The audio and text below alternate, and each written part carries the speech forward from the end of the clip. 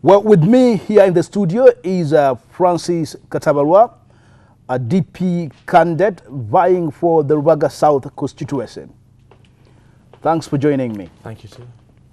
Well, it is a very interesting, tight race that is going to take place between you and John Ken Lukyamuzi, the man.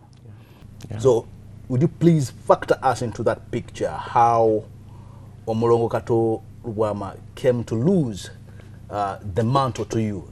Like in any other party, a person presents his credentials and the members of the party weigh and determine who should take the mantle.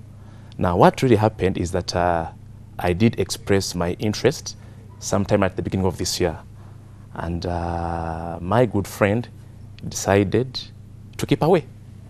In effect, I went through unopposed, call it kind of sole candidate for the party. So definitely he developed a cold feet. He wouldn't I would dare say, get into a race with you?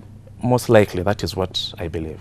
You know, in most cases, people get into politics to make money, Yeah. to serve their stomachs. In your case, what is pushing you into politics? Are we seeing you also falling in that bed? I'm not walking into politics to serve my stomach or to gain riches, but to serve the people of Rubaga. I have been doing it in a professional capacity, but I believe I can do better if I serve the common man.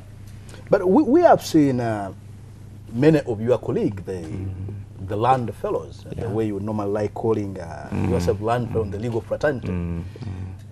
That's always the talk, but when they get into parliament, they walk a different path. I only wish you could give me an example of a person who has betrayed we members of the legal profession. One who went into politics as a lawyer, and while there he messed up everything. We know very many. No, cite we one. know very many. But cite one. I may want to protect my sources, but you know yourself. Yeah. Most lawyers, some of them, have gone against what they ought to have told the people that are coming to serve. When they get into parliament, now you see, they get into connivance and passing laws after getting kickbacks. That is quite not true, I must say.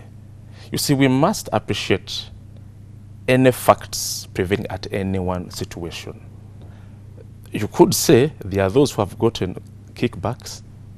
I'm sorry, I don't know of any. What are your chances of pulling off the show? One, I'm certain of victory. The reasons are not many.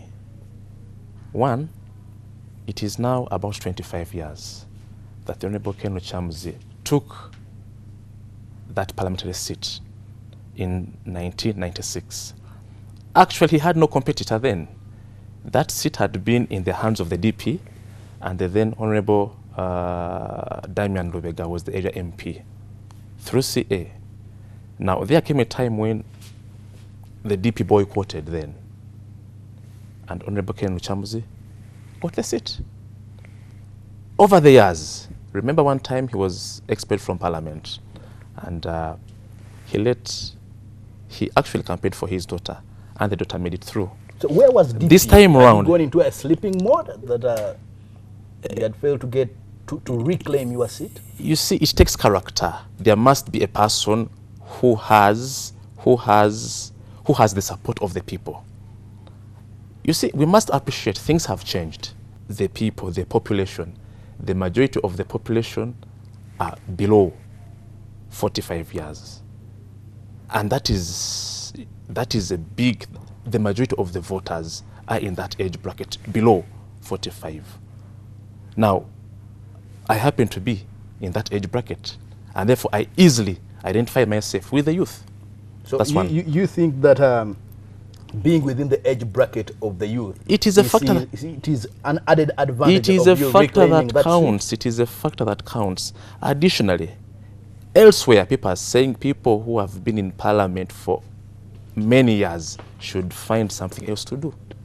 So for you, you think that being within the age bracket of the youth, yes, is a factor that you are seeing is going to garner victory on your side at the end of the day? It is one of the factors. The other factor is what I can promise to deliver.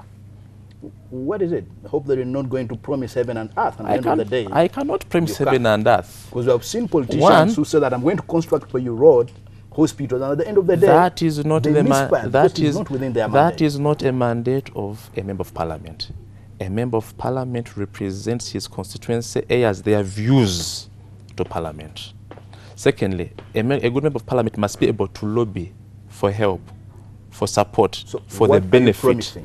Well, I know Rubaga South is an urban constituency. There are so many issues happening there.